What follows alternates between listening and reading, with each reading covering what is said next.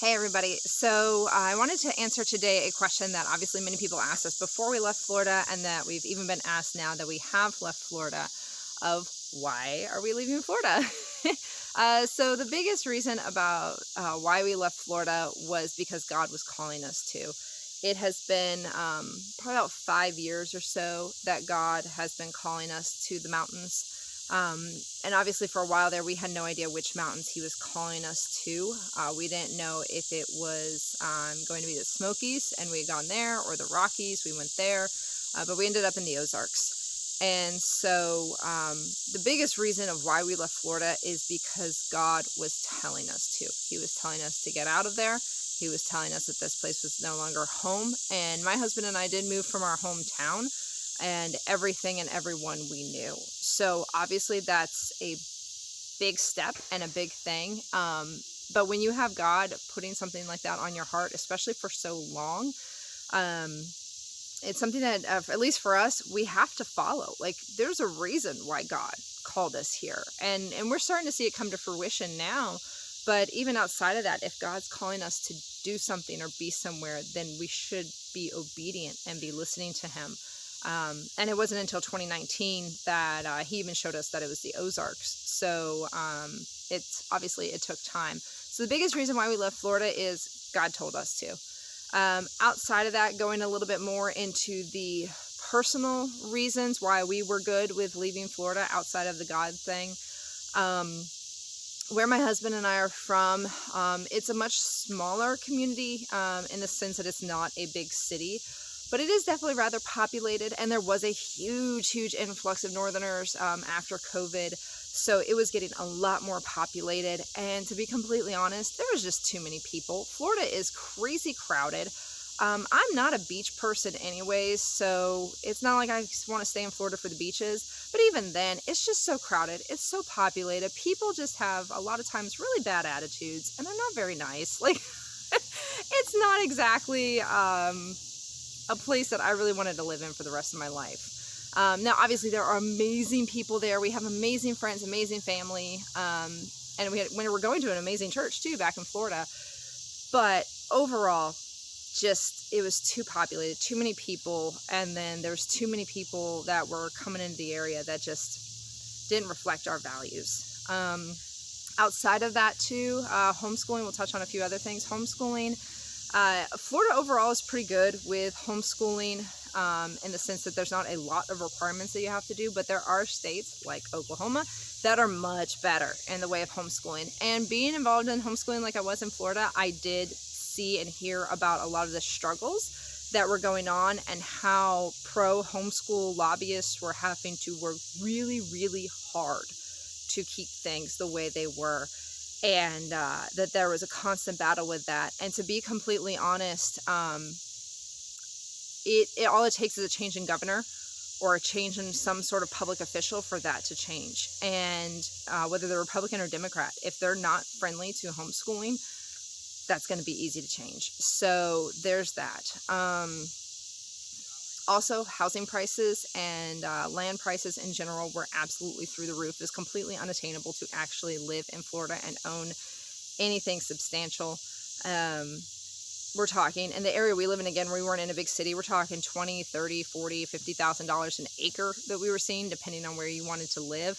And that doesn't even include the house. I mean, there's houses that are, like 3-bedroom, 2-bath on a few acres of land that are going for almost $500,000, which I just think is absolutely ridiculous. It's not what I want to spend my money on. It doesn't seem wise to me.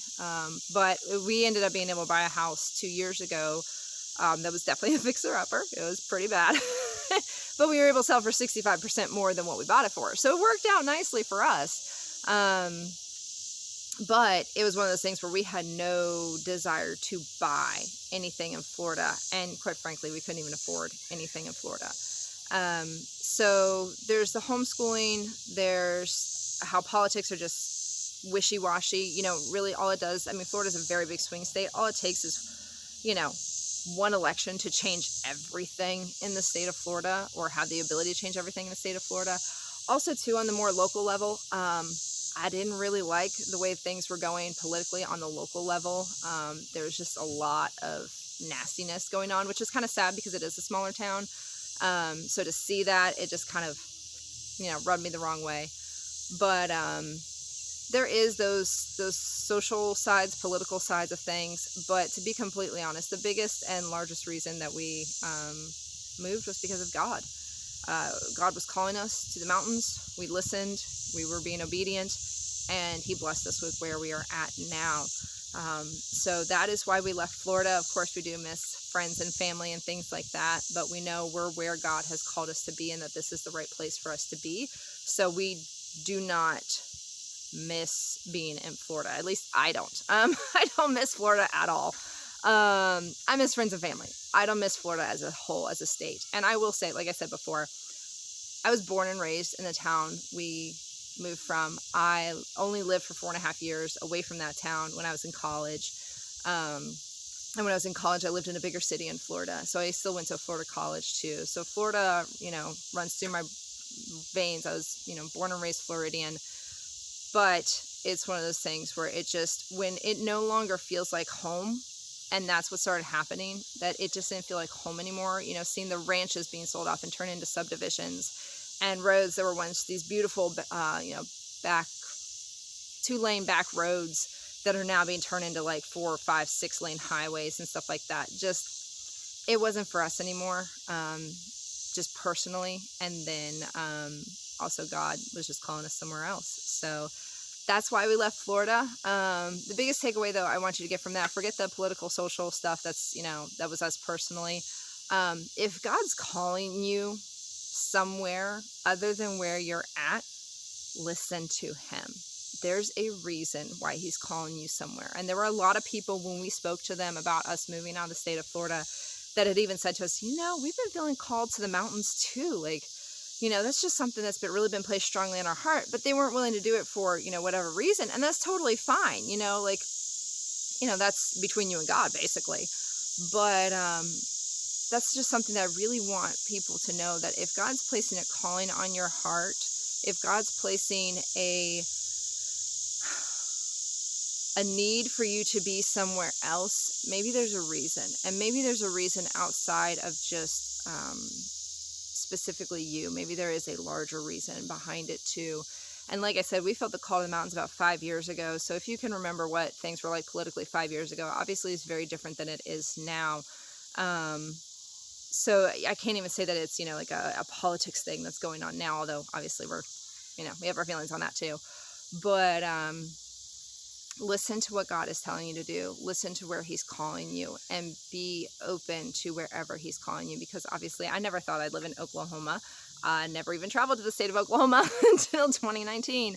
But he has placed us here, and he has blessed us abundantly while we have been here, and it's an absolutely beautiful place to live. So just listen to God, y'all. Listen to what he's telling you and what he's trying to show you, and be open to it. All right, hope you guys have a great day. Bye.